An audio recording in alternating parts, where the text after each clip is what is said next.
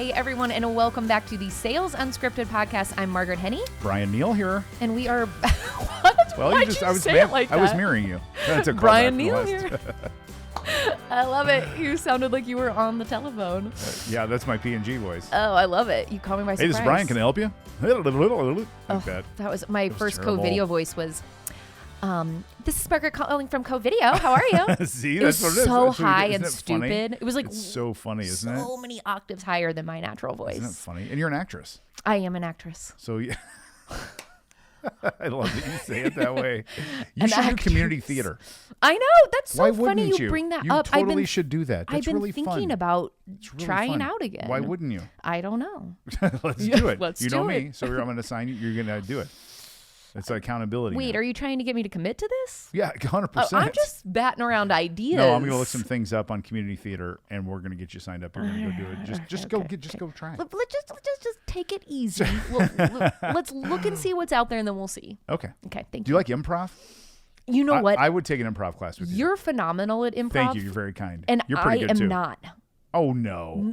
No, for real. Oh, when you're in acting Yes. situation, sound pretty good in that. Exactly. That's all I can do. Like acting. this in like, I love this. But Like, if you're in a scene, you can't do the. no. Thank God you're here. And start making stuff up. Exactly. I see. Exactly. Yeah. I'm pretty Because good you at have to do a lot of like, as you know, like yes and, Yeah. where you're like Yes, agreeing with someone Yeah. and then you're leveling up to like, Yes, you know, the wherever thing. we're taking the story from there. Yeah. And in those situations, I love a script. Don't you love a think- script. Don't you think that improv is good for salespeople? I think it's Absolutely. one of the best skills that someone could go like take a class on or do. I think it's really good. Completely. And one of the biggest reasons why is not just the yes and, but it's active listening. Because you have to stay. You have to stay there. Got to be in the moment, gotta right? be. So Yes. you can't be anticipating what that person is going to say. right. And that's a really good skill because otherwise salespeople tend to get into like whatever their little shtick is. Yes. And they just like will keep talking. And someone's Yes. like, well, that's weird. I asked this question. Why are we going down this path? That's funny. So, So we're talking. What's our topic? You said. oh, yes. Okay. What? So this is for mostly managers, maybe. I don't know. That's Maybe right. everybody. Yeah. So Could be like both. if you have a sales team and it's, I need both my hands to be in the camera. I was like, you always need both your hands to be in the camera. and it's unbalanced. And Yes. and we've talked about this before where a lot of times you are going to have like like a bell curve. Yes. Right? Where, you know, a small number of your team is going to be high performers at the top, small number is going to always be at the bottom or usually be at the bottom, and the majority of the people are going to fall somewhere in the middle. Yes. What do you do when it's like low, bam, Yeah, like that's a problem. 80% of your problem. income or your revenue, whatever, team, for that for your team Right. is coming from like a very small percentage of your team, and everyone else is just sort of like really struggling. Suck. Yeah, Yeah. I'm trying to be nice. Well, They're struggling. Your toxic positivity is coming through. It's okay. They know it too. This is great. We just had, so we run peer groups for sales leaders, and this just came up. Okay. This team thing is really great.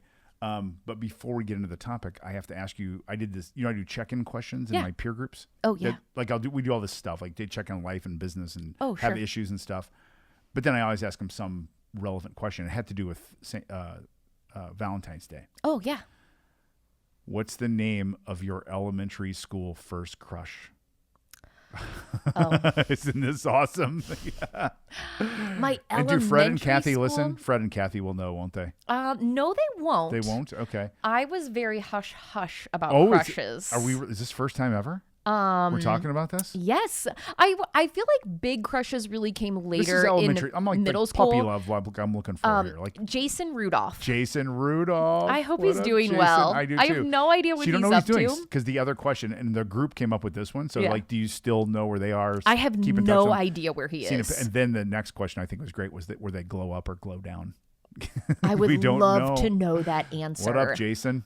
What's I his hope name? he's well. Jason Rudolph. Jason Rudolph. He was chivalrous on As a second grader or third grader? Yes, Like no on kidding? the playground. Aw. Because, other boys would just like, even if they That's had a crush nice. on you, they would pick on you, like the pick on opposite. girls. They'd be the opposite of chivalrous when you're little boys. Not Jason. Okay. He was here to step in and lay it How down. about that? He was How about like, Jace? you Let's go, will buddy." not treat Margaret like that. And I was like, nice. oh, How thanks sweet is to my that? rescue. How about that? I know, very sweet. Jason Rudolph. Wait, who was yours? I had several. That surprises me. Last 0%. episode, I had a whole bunch of, I was in a whole bunch of different elementary schools. Yeah. Okay, that makes sense. Sorry. Yes. But her name was Melissa Meyer, and she was blonde. I'm not a nice blonde. name. Nothing personally, you're blonde. But Yeah, I'm not, what the blonde's hell? not my thing. Sorry, it just isn't. But she was blonde. She's real cute. We're second grade, Yeah. and in phys ed, you do like things. So you do like basketball for 3 weeks, and this. Totally. Well, this was 1978. We did disco dancing. That's We learned disco awesome. dancing, and then we had a disco dancing contest. Guys on one side, girls on the other. And we the didn't teacher, do square dancing. You did well, we disco? we did square dancing too. Oh, We okay. did disco, and so then the teacher would go around and like sit the kids down during the dance one at a time, kind of like Grease, like the last one chosen. And me and Melissa Meyer were the last ones chosen. Oh How my about gosh, that? that's so How about romantic. it? It's a Isn't it very nice? Grease. Right? Oh, I love that. So good, so good. That's fun. That's fun. Dancing in rhythm. Okay, That's so wait. good. Now Anyway. that you said this, it reminded me. So my first middle school crush in 6th grade was Chance Miller. Oh, that's a good name. That's a good millennial name. Chance with Miller. a Z. Oh, geez. And he was so cool. Oh, no, was he Is he still? rollerbladed. Oh, yeah. He's rollerblades. such a nice guy. And we had like the same thing. It was like in middle school, we were like doing like a medieval session. Like, Yeah. I don't know, learning. And I got to be the queen and he got to be the king. Oh, Margaret and Chance. I know. It was Do you cute. say Chans? Chance.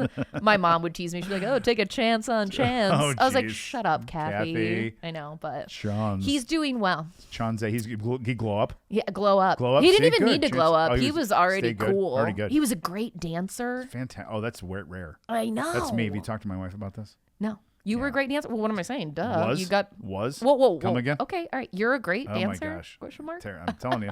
It'll surprise you. You're like, dang, Neil can dance. I don't know that. Okay, good to know. It's What are genetic. we talking Genetic. about? We were talking about underperforming sales teams where it's Bam. lopsided, where you've got really, really high performers. If you've got a sales team of two all-stars, and everybody else is dogs. Exactly. They're just Dogs. now. Well, it's not dogs like in the. I got you. I got you. So if now you're listening to this and you know where you sit on the chart, right, be on the honest. scoreboard. I always say with scoreboards, there's two races. There's a race to the top of the scoreboard, and there's a race off the bottom, which is part of the problem. Yeah. Because all you got to do to stay off the bottom is to beat one person. That's so not true. beat 9. Okay. And so I think what starts to happen is people clamor kind of at the bottom of a thing, and they do this. And this is, I think, this might be from Sandler and other people said, like, at least this is also an empathy thing. Like, well, at least you still get, hey, my mom died. Well, at least at least she's got you to take care of her. It's not very empathetic. Yeah, you know what I no, mean? yeah, what? And people say, at least I'm not number 10. I'm number 8, but at least I'm not number 9. It's like that, and that's okay. an okay mentality for them. That feels like a bad mindset. It's a bad mindset. It's really bad mindset. So everyone listening, if you're in that lower spot, good on you for listening to the Sales Unscripted podcast to better yourself. But 2, stop that. Yeah. Just quit. Right? Just stop it. That's Exactly. So that's I think just accepting that as a seller is bad, and the problem leaders have, based on the situation you told me. So again, I'm using easy math. There's 10, and 2 are leading the charge. Yeah. There are a lot of people who feel safe underperforming because there's so many of them. If it was the opposite, if 8 were at 1 million and 2 were at 200,000, 100%. right, they'd be terrified. Yes. But because there's 8 of them, they think it's more okay. And Right. it's not. Does that make sense? Exactly. Yes. And That's we've so gotta- true. It's totally what happens. And they kind of see those other 2 as anomalies, not even part of the group. Exactly. That's another misnomer. They're like, well, they've been, and they do all the excuses, don't they? Oh, Because I my know one of your high performers. I'm God. guessing I know who it is. I'm sure you do. And you would say things about him like, well, he's been doing this forever. Yeah, I right. mean, he's been doing this so long. He has awesome accounts. He used to be the only sales guy here, so he has all the good accounts. Totally. That's Yeah, what yeah, they all yeah, say. yeah. Exactly. All excuses. And it's kind of like with LinkedIn when people are like, well, it's easy for you because you have 25,000 connections. And I go, Get busy. well, what I say to them is I do. How many connections did your LinkedIn account come with when you bought it? Yeah. It came with 0, right? Bam. Mine came with 0 too. Okay. I like it. So whoever is the top dog started with 0. Fair? Yes. They did. They didn't have Totally. anything and started with no knowledge. If it's one of your people I'm thinking of, didn't have experience in the car business. Nope. Talking to auto dealers. Didn't know anything about selling video Right. as a tool. even because they started a long time ago, sold an inferior product that was okay, but not like it is now, and still found their way. Totally. So yeah. One of the things that I would recommend, and this is me saying it gently, but one of the things that I typically find with people who are in that underperforming space too is, you're right, they've got lots of excuses, and on top of that, aren't willing to try new or different things. And I'm like, okay, so what do you just want to complain about it, or do you actually want to fix it, you know? Yes. And so just be open to trying different things. Think of it as an experiment, because there's no harm that can, right? If it's like, you're not going to go back. You can't go much farther down. Exactly. So you're already in DFL. You know what that stands for? DFL. Dead fucking last. Okay. You've never heard that? No, but that is DFL? exactly what's Okay. going on. I'm That like, you have to be open to trying things. And if you're not, then you're in the wrong business, because you just aren't ever going to get out of there if you're not willing to do something different. That's so good. Yeah. And what's ironic to me, so if you're a seller and you're in this mode, and I want you to catch yourself on these excuses. You're having them. Be honest with yourself. Like, I do think that, I've got that person on my team and she kicks everybody else's ass and she's the number one person. And I do think in my mind, well, she's got a better territory. If you think that, be honest with yourself, because none of that's going to serve you. To what Margaret, you're saying is like, you got to get that shit out of your head.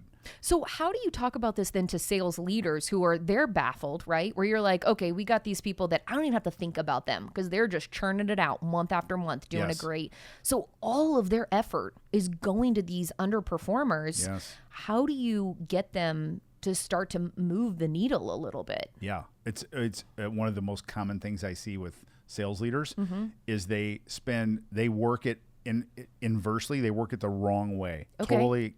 They should spend more time with those top two and the least time with 10, 9, and 8. And they do it backwards. So they spend all the time with 10, 9, and 8, knowing that the odds of 10, 9, and 8 making it are slim to none. Slim. Meanwhile, a high performer loves coaching. A high performer loves to be pushed and challenged. Yes. They and you don't need a lot of time to do that.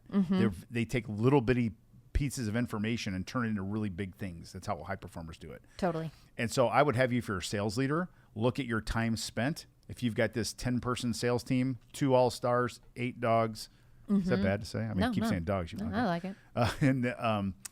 And see how much of your time is dedicated to the 8 versus the 2. And I bet it's lopsided. I bet you say what you said, which is, I don't need to worry about them. They're good. Yeah. They can be pushed. And then you need to then take those 8 and you need to put them into little tranches. The tranches that I put them in, and I'll use this is a tool that we have in the Blind Zebra sales operating system. If I may I? Oh, please. We use this tool. It's called 6s and 9s. So you use a 10-point scale. You give all of your sales team members a number between 0 and 10. 0 sucks, 10's awesome, but you're only allowed to give 2 numbers, either a 9 or a 6. Nothing else. So what will happen in your situation? Say more. I'm confused. Yep. Sorry. Well, you're not a numbers person. I'm not. So you're using a 10-point scale. Okay. Yeah, but the only 2 digits I'm going to allow you to label someone with is a 9 or a 6. So you can't use 7. You can't use 4. Can't use 10. 9 or 6. So in your case, 10 sellers, you're going to have 2 9s. Yeah. And all 6s. Yeah. Right? Yeah. Now, you take the 6s and you start to subdivide them into 1 of 3 categories. A 6 plus means there's something about them, their performance, their attitude, their energy, their coachability, behavior that makes them a 6 plus. They have the ability to become a 9. They're just not there yet. Okay. 6 plus. Okay. 6 minus, it's over. You know before you know. We're just spinning our wheels. We're just being nice. 6 minus, they go out. Yeah. Like they go out. Then there's this one called the terminal 6. The terminal 6 is the person who's never going to be a 9. I know those people. And they will pay for themselves. Yeah. And they'll be consistent behavior.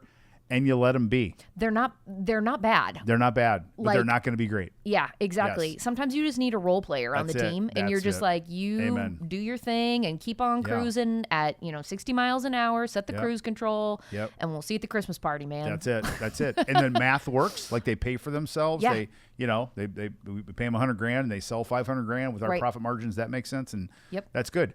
And the problem is the sales leaders spend time with the 6 minuses and the terminal 6s. That is so freaking That's what true. they do. And then they waste time with them because they'll never get anywhere. Yeah. You only get places with 6 pluses and 9s. Mm-hmm. And 6 pluses, high potential people. 9s are quick hits, remove friction, challenge them, that sort of thing.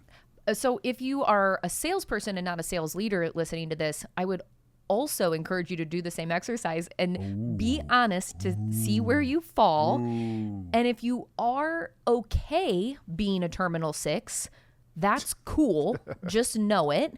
If you're a 6 minus, just know that it's on you to go and say, I want to do better. Well, otherwise I guess you wouldn't be a 6 minus, then you'd be a fucking 6 plus, right? See?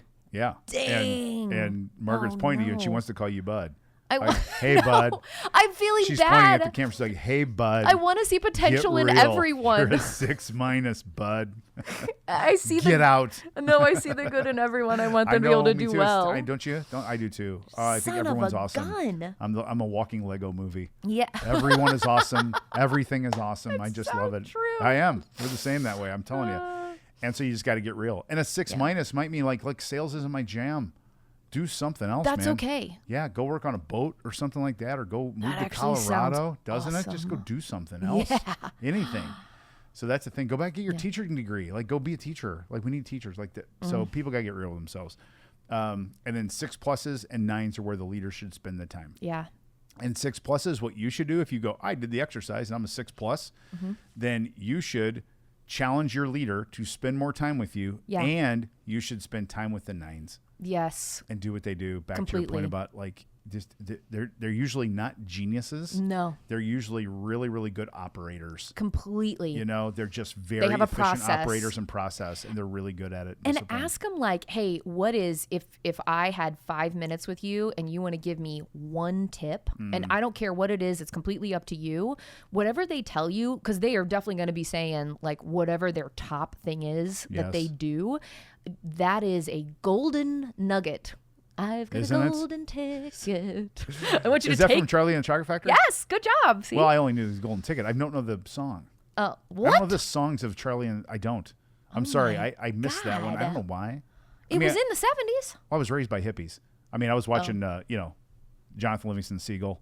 You don't even know what that is. No. Say it's like a pot smoking movie and just weird stuff like Dr. Trivago, all these weird movies. Oh my God, Dr. Trivago is one of the longest movies. It's so long. It's like 9 hours, time. right? And then what was the That's a good one, Space Odyssey 2000?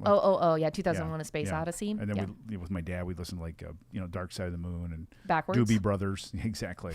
I wasn't watching kid movies when I should have been. We watched Saturday Night Live when I was a kid. My parents would be upstairs, drunk playing cards, and me and all the kids, we'd watch Saturday Night Live. They're totally classics. Inappropriate. 11:30 to completely. 1 in the morning for a 7-year-old. Like, Oh my God, you got to stay up that late? Oh, we stayed up till whenever we wanted to. Oh my God. We had so much structure. Feral. Wait, we have to wrap this podcast up. Sorry, why? Okay. Oh, Do you have another? Go. No, that was it. Okay. That was it. 6s and 9s, 6 pluses, 9s where you spend your time, terminal 6s, leave them alone, and 6 minuses, time to go. Yep. Good enough? All right. I See you like next it. time. Bye, guys. Bye.